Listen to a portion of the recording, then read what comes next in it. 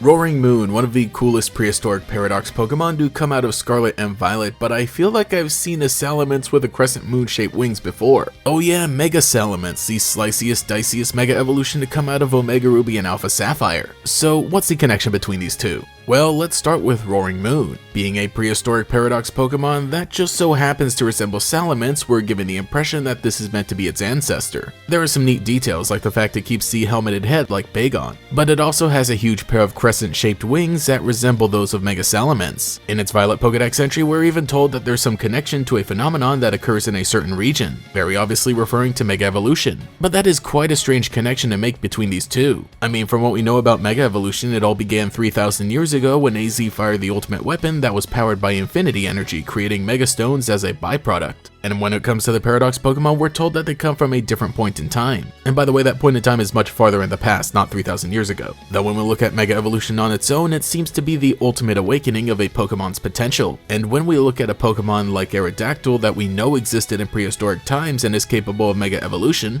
it's said that doing so awakens dormant genes or that it completely restores its appearance. So now that we see both Mega Salamence and Roaring Moon having similar features, most notably the crescent wings, it would appear as if that's what's happening. That when a Salamence goes through Mega Evolutions, it taps into the dormant genes within it, giving it the crescent-shaped wings that its ancestors Roaring Moon used to have. Though of course there are a lot of differences between the two Pokemon. For one thing, Mega Salamence remains a Dragon and Flying type while Roaring Moon is Dragon and Dark. Their front limbs are very different, Megas being smaller and Moons being larger. Minor details here and there, and of course there is the fact that Roaring Moon is covered in feathers. But I don't think that Mega Salamence is supposed to be a complete recreation of what a Salamence used to look like, which is represented exactly in Roaring Moon. More so that it's a powered up form of Salamence that takes some cues from the genes that remain inside it. The fact that Roaring Moon isn't fully a flying type even contributes to Salamence's lore of being the result of Bagon wishing really hard to be able to fly. Mega Salamence is the ultimate evolution that's achieved through the power of the Mega Stones and the dormant genes of Roaring Moon. This all fits pretty nicely together, but I wouldn't go as far to say that prehistoric paradox Pokemon and Mega Evolution are completely connected.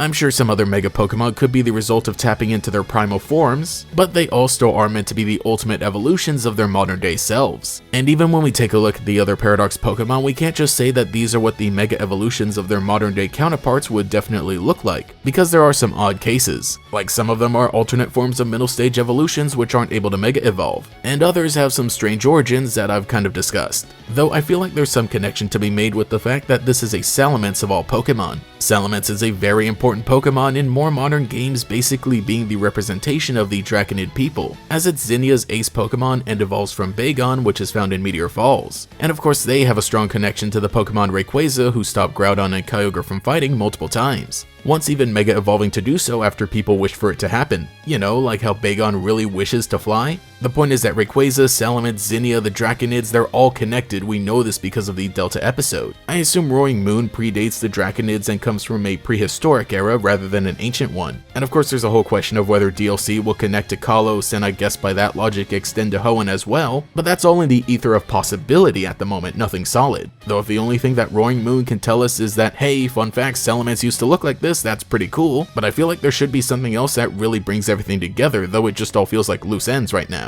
I think Roaring Moon is a cool idea for a Paradox Pokemon though. I've always loved Salamence, and of course Omega Ruby and Alpha Sapphire are some of my favorite Pokemon games. I personally think a more primal theme as opposed to the sleek look of Mega Salamence fits a lot better. And even when you put it next to Zinnia, well, these two are just a match made on top of Sky Pillar. I really wish we could still ride any Pokemon with wings like in Let's Go Pikachu and Eevee, because this would be my Pokemon of choice. Call me Torukmakto. One of my favorite Pokemon, Hydreigon, is already a Dragon and Dark type, so having another strong contender with that type combination maybe says something about me. But oh boy, when you compare what they did to each of these two Pokemon, I'm just very glad I played Scarlet version first. We'll talk about Loverboy over here some other day. But if you've got any ideas as for what's going on with Roaring Moon and Mega Salamence, let me know and we can dig deeper into this mystery together. For now, I'll look toward the skies with anticipation for what the future brings.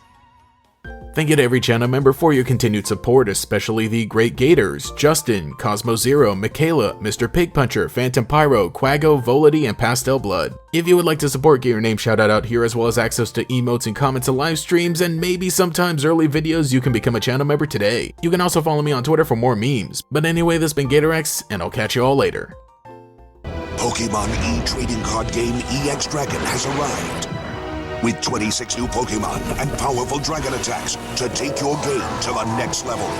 Pokémon e-trading card game EX Dragon. Fire up your game. So, you came for me. I thank you for that.